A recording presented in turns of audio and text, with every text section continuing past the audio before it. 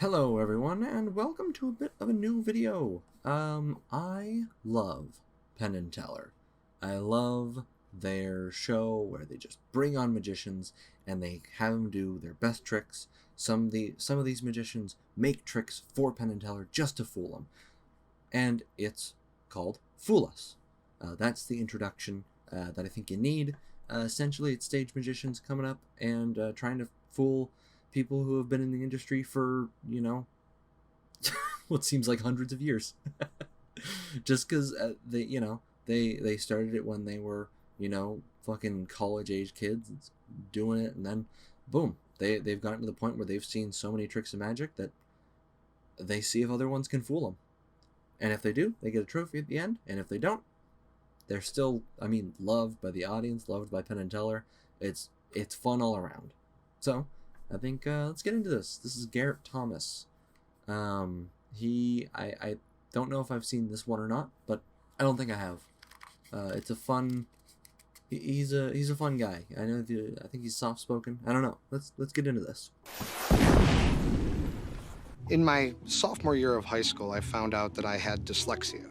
When you have dyslexia, reading words becomes a maze in your mind. You're always cracking codes and solving puzzles. But it always starts with just a little beginning, like an introduction to who this person is, because the whole show, one episode I think has 3 acts to it, and every act just starts with a little bit of here's who I am, because it focuses more on the performance of the mage.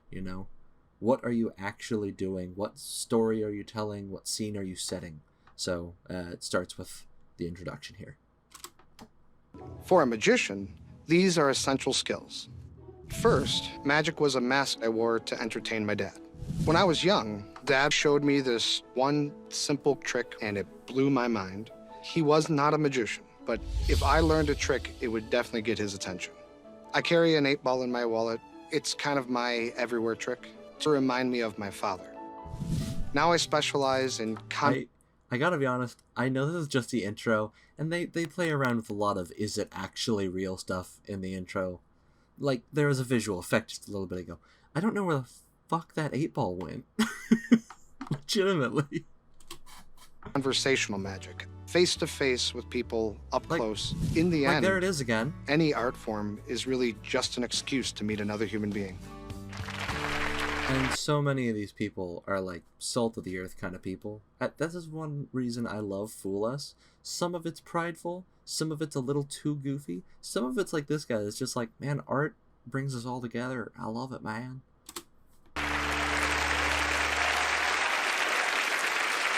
welcome Magic. This is another thing. She's on this show, which I saw her in Scrubs and then here. And it was quite a shock to see. I need to credit her name. I don't remember her name. Allison Hannigan. And she was on Scrubs, right? What did I watch with her in it?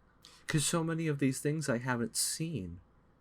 Like, she was in Buffy the Vampire Slayer, which that might be what I remember her from, but I never really watched a lot of that. She was in American Pie, which I've seen maybe half of once. I will say, I've heard her voice a lot more. She's been in a lot of animated shows. She was never on Scrubs. And I'm not thinking of the main girl. I'm legitimately not. Okay, wait. Here's actually another thing. She was on that 70s show, and I watched so much of that 70s show. The only weird thing is, she was in 2 episodes. This is away from the point. Essentially, I had seen her in other stuff, and to see her in an actual film-based thing, like a live-action thing that wasn't, a sitcom, weird. Moving on. Ringmaster Garrett Thomas.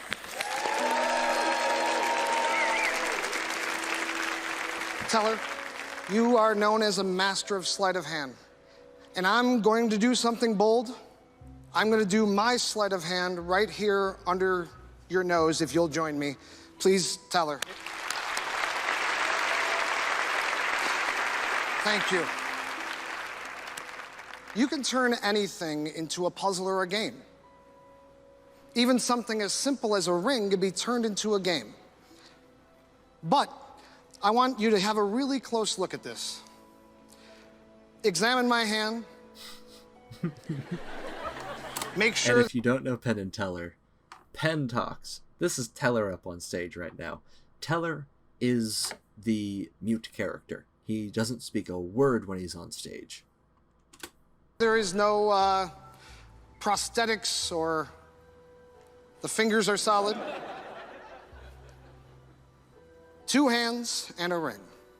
We're gonna go from one finger to the next without going near the fingertips. It's gonna go the other way around. I'm not sure what that means, but it sounds painful. From here to there without going near the top. It's gonna go this way.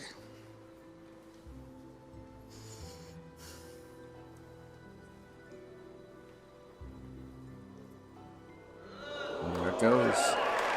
One finger down. Another. It is painful.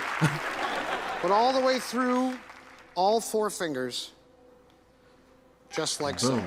There it is. And how did he do it? But even better if you can take your right hand and go like this. And this is one thing. You don't just ever do one trick. He's set the stage with a, this is the kind of thing I'm doing. Now, to wow you. Go like this. Give me a finger. Good choice.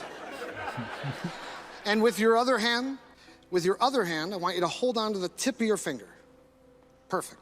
Now, I can't go up, I can't go down, I can't go left or right. Look, a distraction. That joke is big in the magic community because misdirection is one staple of stage magic. But the big way of saying it is, look over there. That's not misdirection. Misdirection is doing something essentially over here while you wave them over here. It's doing things just out of sight. Even with misdirection, you're not going to let go. But hold your breath. Make a wish. Count to 3.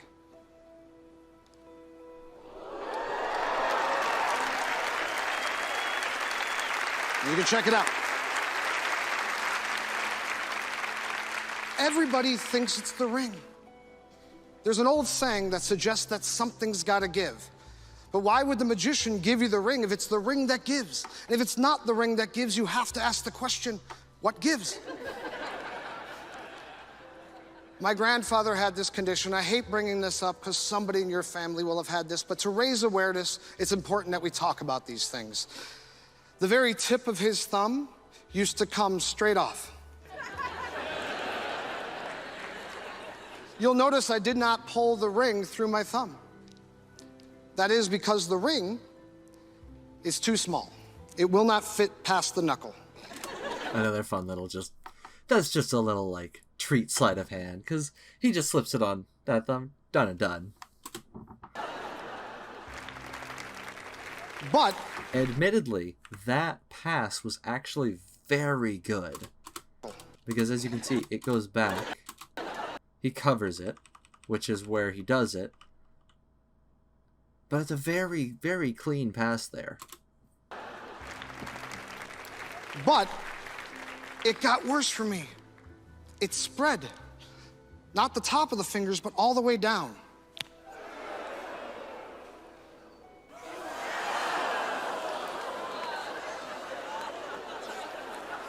And I love that one right there. Like he shows the front and back side. I have seen this one. I realize I have. But it's such a fun one. It's such a good one. He shows the front and back just to be like, where to go? But it's just so quick that he does the transition there. And True sleight of hand.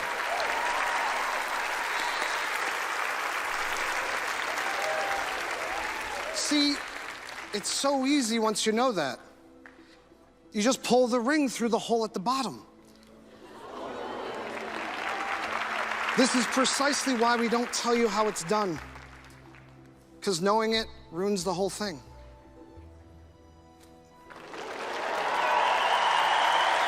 Thank you very much. And right then and there, you know, like, he's got something just so good going on. Because he can do it he can do it to Teller, which is amazing. Doing it right under Teller's nose. Another thing to know about Penn and Teller. Penn is the... if you were to put them into two categories, Penn is the stage, Teller is the magician.